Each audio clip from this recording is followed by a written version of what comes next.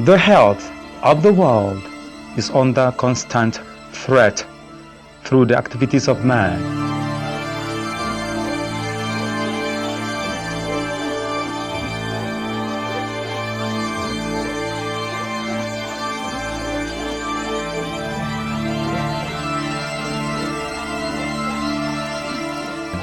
From climate change to deforestation, pollution to extinction, the challenges facing the environment are numerous, but there's one group of dedicated journalists who dedicate their time to find the solution to these challenges and draw the attention of leaders to these global pressing issues.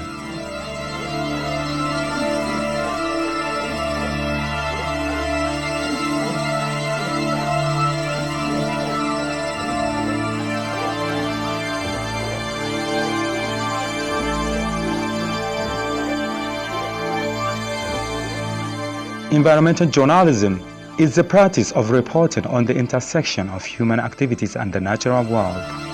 It is a task that requires a deep understanding of science, policy, and politics. Nigeria, most populous nation in Africa, faces pressing environmental challenges through the act of pollution, deforestation, climate change, and water scarcity in some parts of the country. Ibrahim Yakubu, Deutsche Welle science and environmental journalist, also head of Communication Africa Climate Reporters in 54 black nations, amplify the truth and inspire revolution by educating people on the effect of climate change. We educate the society through our reportage we do on the video, on the pictures, and then also on the social media to educate massive number of people across the universe on how we should protect the environment, how we should protect the animal living organism on Earth and also the marine animals. Yet actually what we do is our commitment. We, for example, have to take a sample of going to any places like, for example, the flood we are facing now. On normal basis, we take a look at our equipment, like we go for video, we video it, we film it with more scientists, then we also dig out more facts to educate the people. How do we do that? We now make it in some of a form of reportage to educate people on the radio, and then to educate people on the TV, educate the people on social media on the harmful effect of flood, and then other diseases associated with this flood, which you have waterborne diseases, cholera outbreak, so many other factors responsible for each time we have this flood in the society. So as you can see, our job is to make sure we file in the reportage in the video form through our cameras, and then we file in through the photos. Also, we file in reportage through the social media, which is under reportage, under environment. We educate a massive number of people through our channels, which we use to educate this. And as you can see, these are our role as journalists. Our role doesn't pass issues on working with the scientists to dig out more issues related to environment and educate large number of people on ways to mitigate climate change, on ways to reduce migrations of animals, ways to cut out deforestation. Afforestation is very, very important, and then educate the people on harmful effects associated with dumping of refuse, dumping of trash into the community, as it kills millions of aquatic life through our activities, that we need to educate people to stop this attitude. Environmental journalists use investigative techniques to uncover hidden truth. They track down documents and analyze data to expose environmental wrongdoing. Muhammad Yaba, environmental journalist, Daily Trust newspaper Nigeria, says that their duty is to report the danger facing the environment and holding those in power accountable.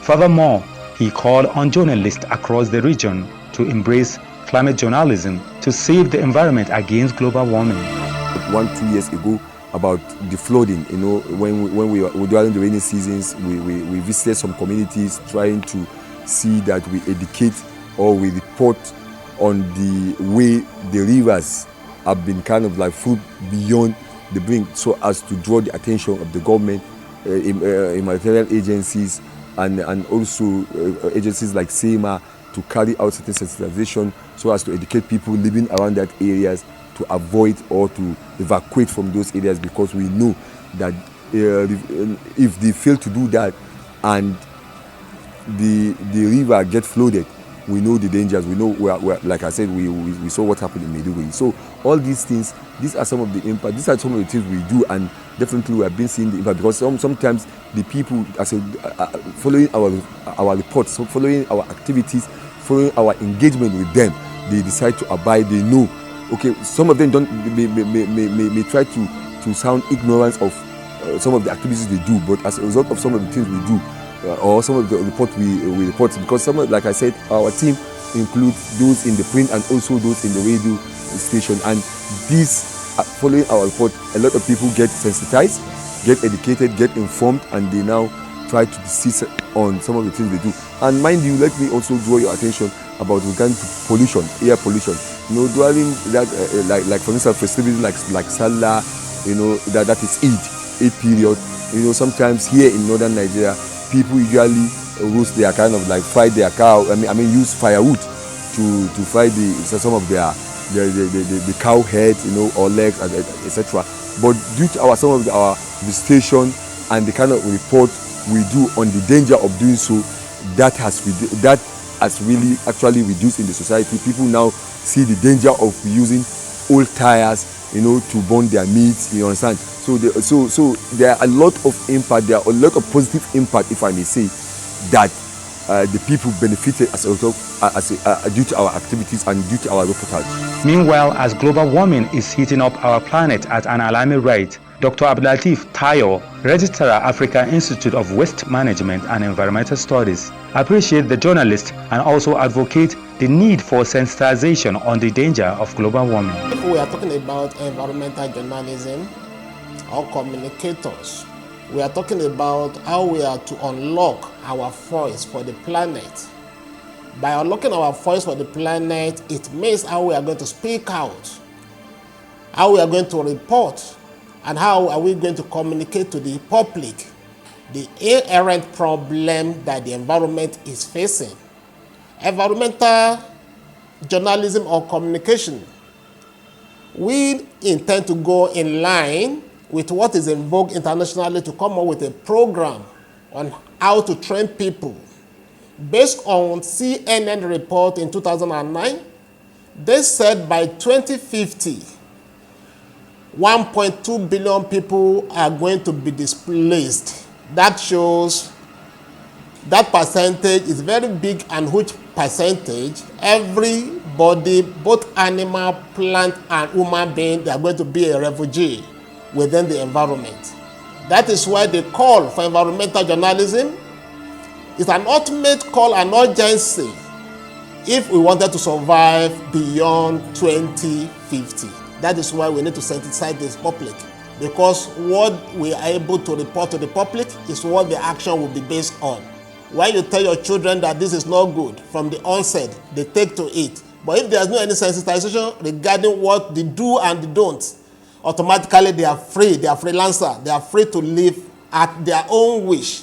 The reason why we are coming up with environmental communication, we are taking our campaign down to the grassroots. The reason being this, we wanted to sensitize the children, the students, the pupils from the onset to know the impact of any activities, any of their irrational attitude that will have on the planet and the environment in general. In those days when we are coming up, nothing like global warming, nothing like climate change. But after the 70s, things started changing, and that is why we are where we are today. The power to drive change by shedding light on critical issues can spark public outcry, influence policy, and inspire community action. Mr. Yusuf Idris Amoke, founder of Green Climate Africa, speaks on the significance of climate change and also said that animals are migrating while some are not in existence due to the climate change effect. People are ignorant about the importance of the environment to human life. And it is only when awareness is created, it is only when people are told about how important it is, the air we breathe, the land we cultivate on, the water we drink, and the biodiversity, how they support our lives. If the stories are not told, people will not actually understand the importance of preserving or maintaining or conserving the ecosystem itself. So, and that is the role of the journalist. the media itself. So it's so important that we have environmental journalists that can tell this story in a way that people understand, in a way that people will appreciate, and in the way that people will be held accountable for their environmental conservation individually and collectively. A lot of animals are endangered. A lot of species, both animals and plants, are endangered because of the effects of climate change. You see, animals depend on either other animals or plants to survive. And where there is a drought, certainly there will be a migration. So at the process of migration, you lose some of these animals, and where the communities were used to have them, they will migrate from there, you won't find them again. Then some of these animals and plants are going extinct because of the impacts of climate change. Apart from drought, you have flooding, and communities where there are specific species of animals. Once they are flooded, they become so threatened, their existence becomes so threatened.